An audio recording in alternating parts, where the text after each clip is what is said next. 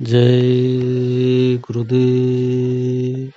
जय गुरुदेव नाम प्रभु का पावन नाम। जय गुरुदेव।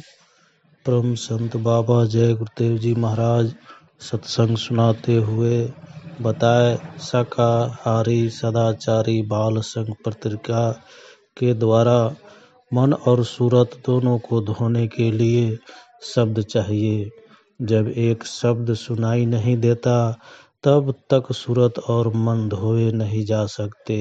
इसलिए महात्माओं ने शब्द की कमाई पर जोर दिया कि शब्द की कमाई करो।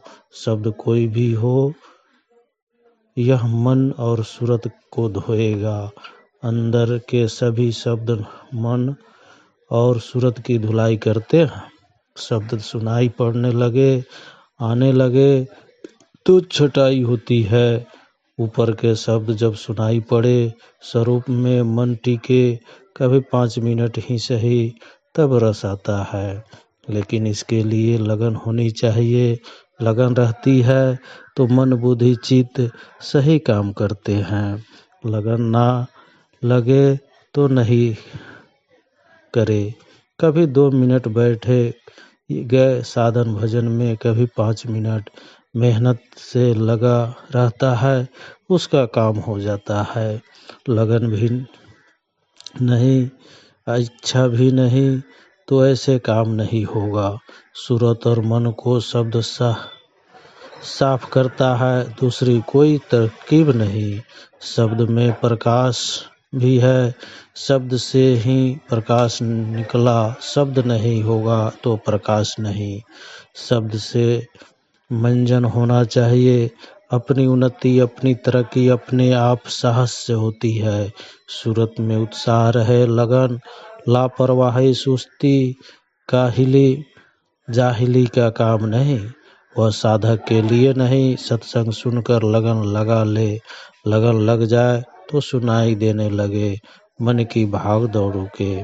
सत्संग से असर ना होए कर्मों की वजह से, तो उसे साफ करने के लिए आरती प्रार्थना दया की करे। इतनी मेहनत करने पर तब सब तरह से हटकर मन लग जाता है। उत्साह से बगैर कुछ नहीं होता। मंजन होता है शब्द से। शब्द की कमाई सब संतों ने बताया। यह रचना ही उसी की है। जो न सुनते हो वह अलग बात, लेकिन शब्द सब घटों में हो रहा। सूरत उसी की ठंडक से यहाँ इस शरीर में टिकी है। कोई अड़चन आ जाए तो नहीं सुनेगी। शब्द तो सब मानो घटों में, चाहे छोटे से छोटा या बड़े, सब घटों में निरंतर हो रहा। जैसे इधर में आवाज शब्द है, वैसे ऊपर में भी शब्द है। मैल जमा होने पर रूप का शब्द का बोध नहीं होता। लगन से काम होता, लगन से ही वह आवाज परखने में आती है। यह दिखावे का काम नहीं, वह तो छिपाने का। दिखावे से अपना नुकसान हो जाएगा। लगन है काम के लिए तो होता है। लगन से सब कुछ ठीक होगा। जय गुरुदेव। एक बार गुरु नानक साहब अपने शिष्यों के साथ भ्रमण कर रहे थे। एक स्थान पर लाश पड़ी दिखाई दी तो वे शिष्यों से बोले कि इस मुर्दे को तुम लोग खाओ। शिष्यों ने सोचा कि गुरुजी को क्या हो गया है, जो नामुसीब हुक्म दे रहे हैं। मुर्दा छू जाने पर लोग अपने को अपवित्र मानते हैं और स्नान करते हैं। फिर खाए कौन? एक एक करके सब भाग गए। एक शिष्य भाई लहना खड़े रहे। वह मुर्दे के चारों तरफ घूमने लगे। नानक साहब जी ने पूछा कि यह क्या कर रहे हो? भाई लहना ने जवाब दिया कि महाराज, मैं देख रहा हूँ कि किस तरह से खाना शुरू करूँ, पैर की ओर से या सिर की ओर से। जब खाने लगे तो हलवा प्रसाद निकला। यह सबको नाजायज हुक्म लगा था, लेकिन लहना को नहीं। बाद में गुरु नानक साहब ने उनको गुरु गद्दी का हकदार बना दिया और वे भाई लहना से गुरु अंगद साहिब बन गए। जय गुरुदेव। यह परमार्थ नाही।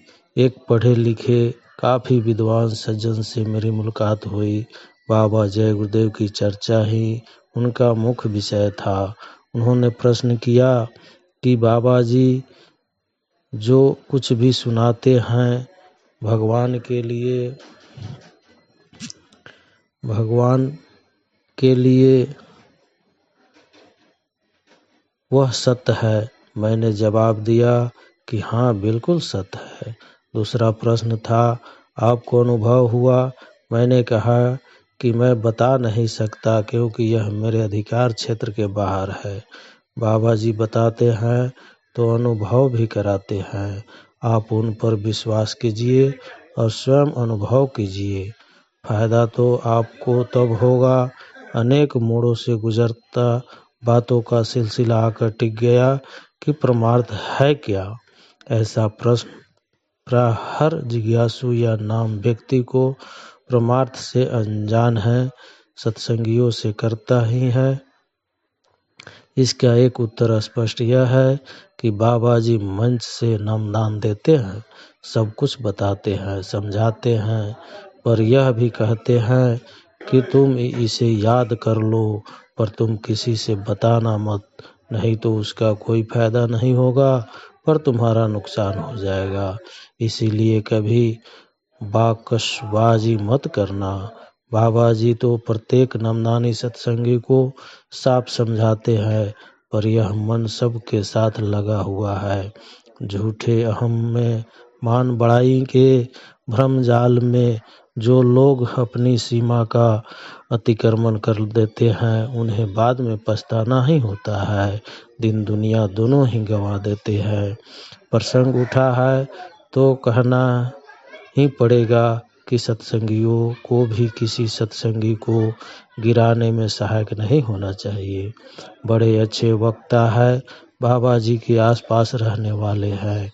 ऐसी विचारधाराओं से प्रेरित होकर लोग उनके आगे पीछे मंडराने लगते हैं। वह भूल जाते हैं कि अभी वह सत्संगी बनने के मार्ग का राही है। उसके अंदर अभी कमजोरियां मौजूद है। वह भी झूठे अहंकार का शिकार होकर परमार्थ के राह से विचलित हो सकता है। बात पुरानी है। एक साधक की चर्चा स्वामी जी ने अपने मुखार बिंदु से की थी। उस समय थोड़े से लोग थे। उस साधक के पीछे सत्संगी पड़े उसके अनुभव जानने के लिए। जब स्वामी जी को मालूम हुआ तो स्वामी जी ने सब पर रोक लगा दी। एक बार स्वामी जी ने कहा था कि मेरे पास तो हर तरह के लोग रहेंगे पर इसके माने यह नहीं कि मेरे पास रहने वाले भगवान हो गए। क्षमा कीजिएगा, हम तो यह समझ लेते हैं कि गुरुजी तो गुड़ ही रहे पर चेला शक्कर हो गए। इसी भूल भ्रम में पड़कर उस गरीब को भी पथभ्रष्ट कर देते हैं और स्वयं भी पथभ्रष्ट हो जाते हैं। स्वार्थ और परमार्थ पर स्वामी जी महाराज बाबा जय गुरुदेव ने बहुत पहले सत्संग किया था। उनका वह सत्संग सबके सवालों का तब भी जवाब था, अब भी जवाब है और आगे भी जवाब रहेगा। हम जानते ही नहीं कि अध्यात्मवाद और परमार्थ क्या है। गुरु के पास हम क्यों जाते हैं? मानव जीवन का लक्ष्य क्या है? जय गुरुदेव।